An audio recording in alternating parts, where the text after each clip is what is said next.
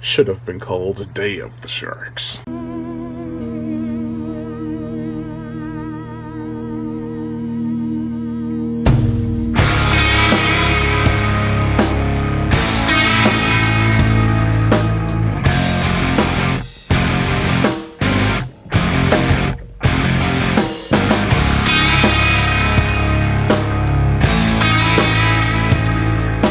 Night of the Sharks.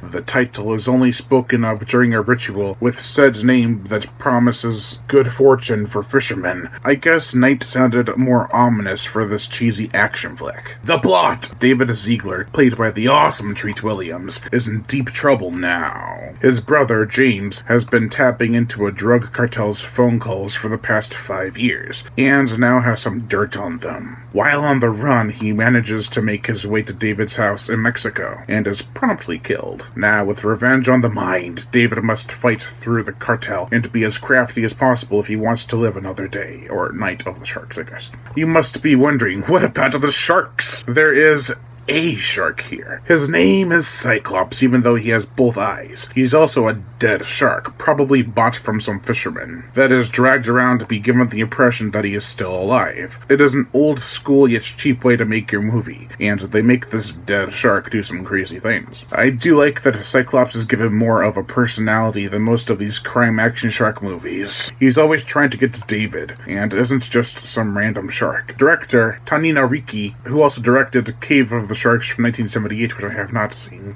does have some creative ideas on how to use the shark, or at least make it more effective. They ram the dead shark into boat as if it were attacking, and it's hilariously awful to watch. Like, it's funny, but it's bad. Poor shark. I've always enjoyed Treat Williams as an actor. He has this charm to him that carried all the way to Deep Rising 10 years later. Antonio Fargas from Shaft and the new Beyond Skyline plays Paco, a loyal business partner and friend to David. His big-lipped, cigar-chewing character is pretty entertaining, though not as entertaining as Christopher Connolly from Strike Commando. In his final role, does a pretty good job as a priest and friend to David. He's got a lot of friends. I liked that he was a true priest, and not some boozy nor touchy priest who doesn't follow his own beliefs. John Steiner from Tenebrae, Your Hunter from the Future, Body Count, etc., plays Rosentiki. He's the main bad guy, and his wide-eyed, stash-tacular character is a well-acted slimeball. Jeanette Argan from Cave of the Sharks, Ratman, Red Sonja, etc., plays David's ex-wife. You can tell they're still in love, but that does tend to bite. Nina Soldano plays the beautiful Juanita. She's a strong character, but more like eye candy for the viewers. The action in the film is pretty good. Not particularly intense, but it moves the plot along. Surprisingly, the scenes with the sharks are the most intense, even with the cheesy music.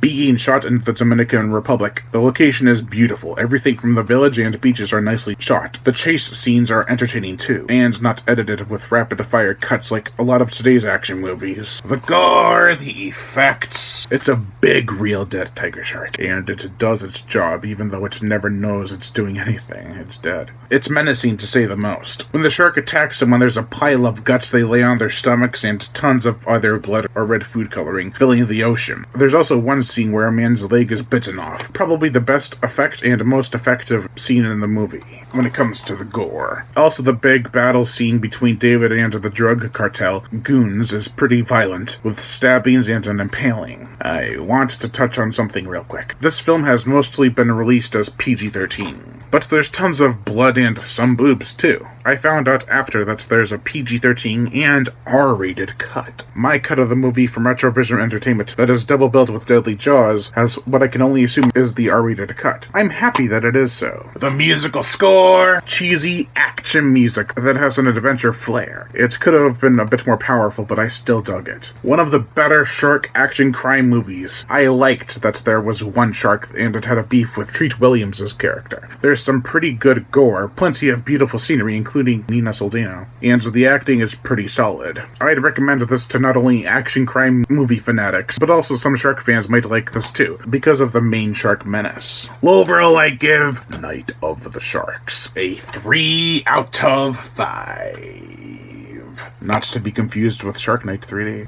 I am Brian Gatto, host of Horror Show Entertainment. Make sure to like my Facebook page in the description below, leave comments, and subscribe.